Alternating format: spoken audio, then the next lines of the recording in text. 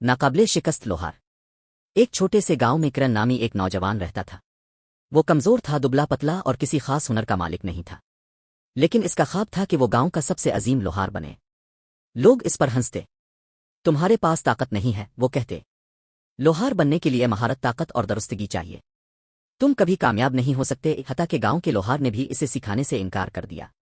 لیکن کرن نے کسی کی نہ سنی۔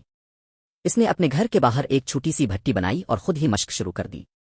اس کے ابتدائی کام انتہائی خراب تھے، ٹیڑھی تلواریں، ٹوٹے ہوئے کلہاڑے اور بیکار نال۔ وہ بار بار اپنے ہاتھ جلا لیتا، بازو زخمی کر لیتا اور ہر دن ناکام ہوتا۔ مگر اس نے ہار نہ مانی۔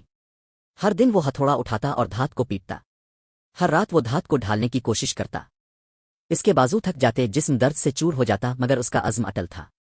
وہ مہارت کی پرواہ نہیں کرتا تھا، وہ صرف محنت پر یقین رکھتا تھا۔ سال گزر گئے۔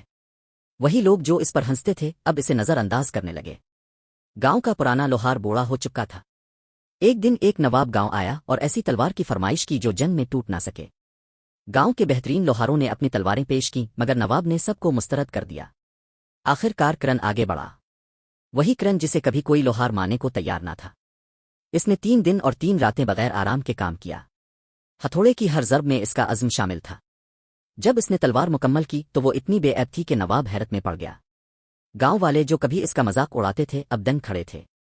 نواب نے کرن کی تلوار کو سب سے بہترین قرار دیا اور پورا گاؤں خوشی سے جھوم اٹھا۔ کرن وہ لڑکا جس کے پاس نہ طاقت تھی نہ مہارت، صرف اپنی ناقابل شکست مرضی کے ساتھ سب سے عظیم لوہار بن گیا۔ کیونکہ مہارت ضروری نہیں، عزم ضروری ہے۔